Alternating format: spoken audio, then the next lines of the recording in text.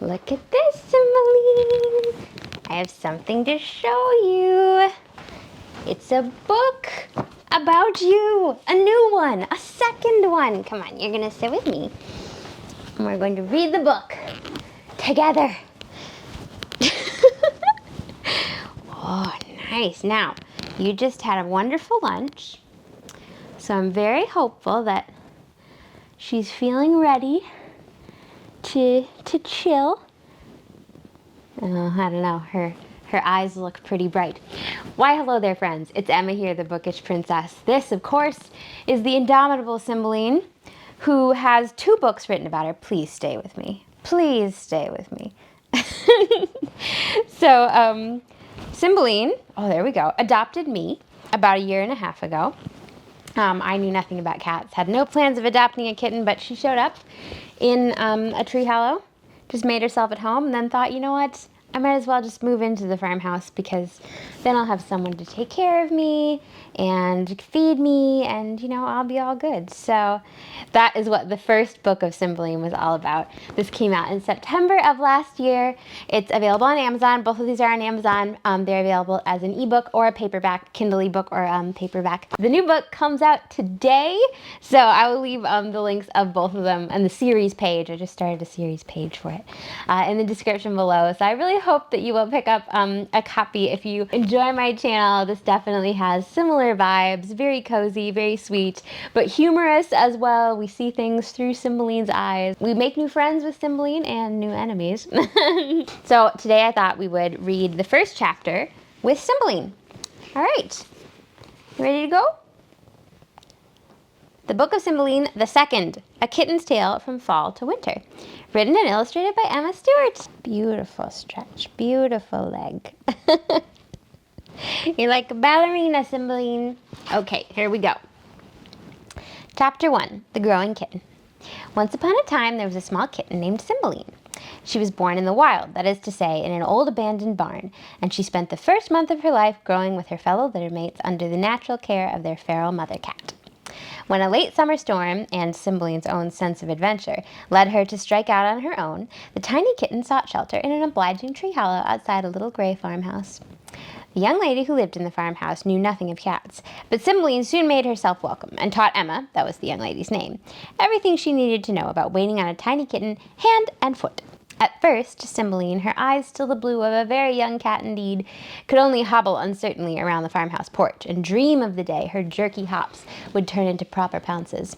But as the autumn advanced, and the canopy of leaves guarding the windows of the farmhouse porch, now christened the Catio, turned to drifting gold, Cymbeline's eyes took on a mysterious gray-green gold hue, and she became more and more confident and competent in her movements. The kitten was still a ball of fluff, but she was now a longer and leaner ball of fluff. She's like, oh, I'll just stop grooming myself to attack you.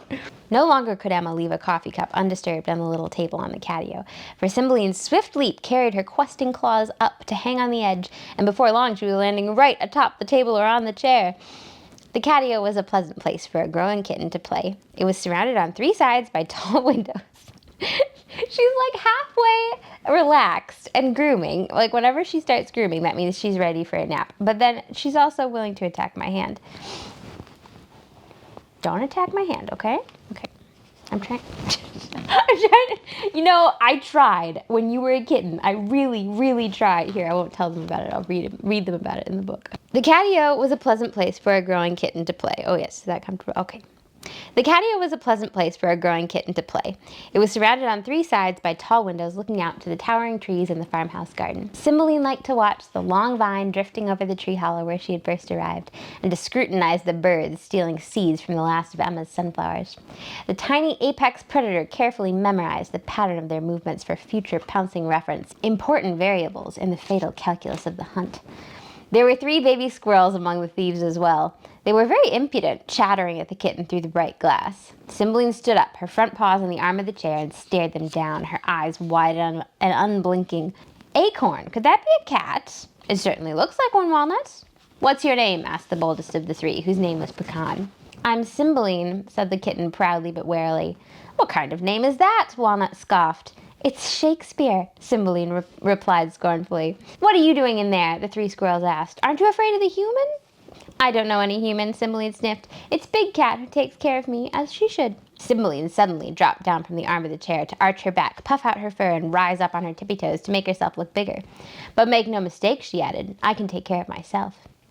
Whatever you say, said Acorn, Walnut, and Pecan, chittering merrily as they callously jerked the beautiful sunflower stalks to the ground, destroying the flowers to feast on the seeds. Just you wait, Cymbeline muttered to herself, watching the squirrels tumble over each other in somersaults and scurry up the trunks of the old trees. She stored away their movements for future pouncing reference, too. Aside from Big Cat, Cymbeline also had her plush littermate, Puss in Boots, who would good-naturedly endure a tussle at any moment but was most active in fighting back when Emma was present to encourage him. The Catio was equipped with plenty of toys, a small pink tribble mouse, a beautiful purple celosia, safe for kittens, with stalks just the right size for Cymbeline to jump at and hide between, and, of course, the cozy woven basket with a folding lid that was crib, tunnel, and jungle gym all in one. Already the basket was beginning to show signs of wear, for Cymbeline never held back in a fight. The kitten became more and more active in pouncing after her toys. Hopping sideways as if drawn by a magnet, she was too excited to pursue her prey in a straight line. She defied gravity as she leapt after the blue feather on a string, which Emma sent swooping around the Catio. The young predator's favored method of attack was to climb up on the young lady's lap while Emma sat on the floor. Like a lion sitting on a tall rock watching a zebra down below, Cymbeline would watch the feathers circling. The kitten would wait for just the right moment, then spring. Almost every day there was something new to see on the Catio. One day Emma brought in an enormous piece of brown paper which crinkled whenever Cymbeline stepped on it. She spent the whole morning slinking through the caverns formed by its folds, hunting for a little toy mouse. Are you purring? I think we've got a little soft purr going here. Every box that arrived at the farmhouse had to be inspected by the kitten, and every old basket brought out from storage was evaluated for its nap potential. One afternoon, Cymbeline might curl up in the elegant, empty, round sewing box lined with a pale green, silky fabric, and the next day she would favor a plain white woven hamper with a handle, and on a third occasion she would simply drape herself comfortably on the seat of a chair.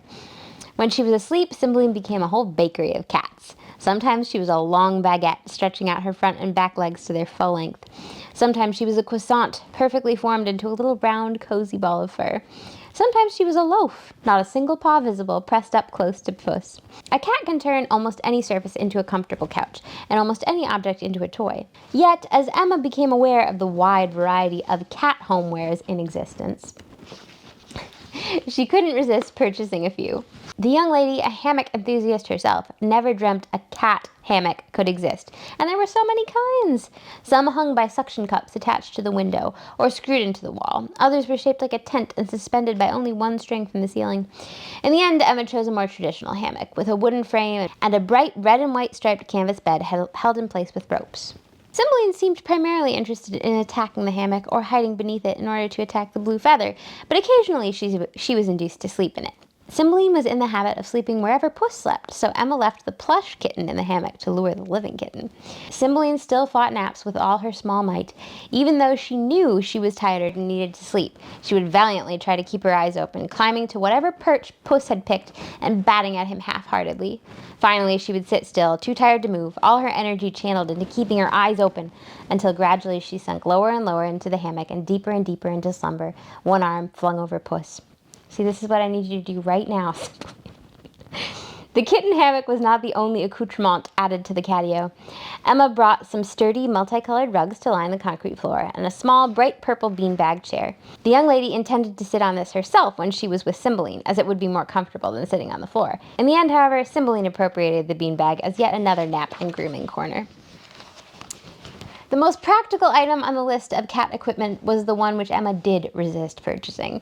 The cat carriers that she looked at were so expensive. There were two varieties, the depressing plastic box cage and the glorified cat handbag. It seemed silly to buy a cat carrier when the tiny kitten could simply curl up in her roomy basket. But after a few weeks, the basket was no longer so roomy. Emma found that even the light pile of books she put on top of it was not enough to keep the adventure cat contained. So the young lady took a large cardboard box and cut out generous windows on all sides, leaving the top open, and lined all of the openings with transparent gauze, which she taped into place. Emma was rather proud of this makeshift carrier. It was much more spacious than any of the carriers at the pet store, and Cymbeline would be able to look about her during a drive. The box lasted for a total of 1 trip in the car. On the second car trip in the improvised carrier, just a few minutes after Emma had pulled away from the farmhouse, Cymbeline took one well-aimed hop and was halfway free, hanging from one of the walls of the box. As Emma pulled over carefully with a "No, no, no, Cymbeline," the kitten squirmed her way out through the lightly secured gauze ceiling. Tape is no match for the strength of a kitten, and was soon happily enjoying the novelty of prowling around the inside of a car. "Pride goeth before a fall," Emma sighed. After retrieving the adventure cat, the young lady found a more substantial lid for the box before driving straight to the pet store and yielding to the inevitable purchase of a proper pink carrier. Cymbeline did not think much of rides in the car, no matter which carrier she was confined in, but it was all worth it once they reached the jungle house. Every weekend, the young lady and the kitten drove from their farmhouse to Emma's parents' house. This was the house which was to launch 1,000 hunts, for here there was an outdoor porch, a jungle paradise where the kitten could play to her heart's content.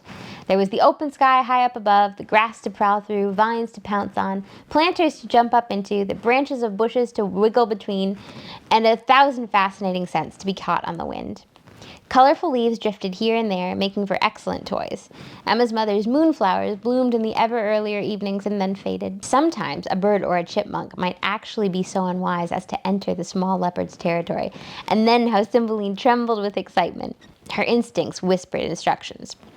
She crouched low to the ground, her tail switching back and forth crazily, but the rest of her perfectly still and quiet. With a little wiggle, she moved her back legs into a better position.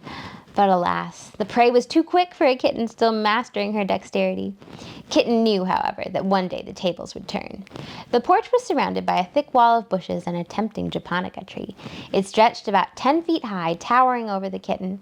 One Saturday, the small cat sat at the foot of it and looked up through the maze of branches thoughtfully. She remembered how easily acorn and walnut and pecan had scrambled up the trees around the farmhouse. If a squirrel can do it, I bet it's the easiest thing in the world for a cat to do, Cymbeline thought to herself. Her sharp little claws quickly found purchase on the trunk and branches. Before she knew it, she was as high off the ground as the kitchen window, through which Emma was looking at the kitten with surprise and dismay. The young lady hurried out to the porch. "Don't fall, Cymbeline. You're being careful, aren't you?" "Big cat, don't you dare," said Cymbeline, snapping at the helping hand reaching in her direction. "Of course I can do it." I know, Big Cat said, still looking on anxiously. "I'm proud of you." The kitten was a natural climber. Her sweeping tail kept her well balanced, and if she missed her footing, she would hang calmly, tummy over the branch, until she could pull herself up. It was delightful to get higher and higher until at last Cymbeline reached the uppermost branches. She nosed her way out to the edge where she could look out over the yard. Her yard. The kitten's shoulders were back, her head held high, and her eyes gleaming. "I am the sovereign of this jungle," thought Cymbeline. "She looks like a queen surveying her realm," Emma laughed. Before the kitten's eyes was a wide carpet of green grass that ended in soaring trees. Their branches looked like paintbrushes loaded with color, a beautiful palette of fading red and yellow against a blue autumn sky. Cymbeline saw a line of evergreen trees standing like sentinels, and a garden shaped like a crescent moon in one corner, backed by a trellis. There was an old playhouse, too, and even from this distance, the kitten's sharp nose could tell it was a favorite haunt of mice. The jungle house porch was surrounded by a wire fence to prevent Cymbeline from wandering off. For the moment, the kitten, out of deference to Big Cat, and because there was still plenty to see and do on the porch, and perhaps because the fence was just a bit too high for her to jump over, stayed within the prescribed bounds. But one day she would come into her kingdom. Cats are well versed in the art of patience. Cymbeline could wait. Yes, so there we have it. Reading the book of Cymbeline. Oh! Well, at least she stayed with us while we finished it. Yes, so 2 installments so far. We have from summer to fall and from fall to winter. From winter to spring will be next. I'm just thinking about when I should set myself a goal to get that out. But hopefully, it was nice to get this one out before the end of winter. So before the end of spring, kind of beginning of summer. Maybe that'll be. I'm leaning towards that timeline. Do you want to come say goodbye? Nope, she's trying to get into a box. Come on, just come say goodbye, just for a minute. All right, say thanks for watching, everyone. Say, please go buy my new book. Well, I will say thank you for watching, and don't forget to give this video a thumbs up and make sure you're subscribed. Cymbeline does have her own YouTube channel. I've posted lots of videos on it. I upload kind of sporadically.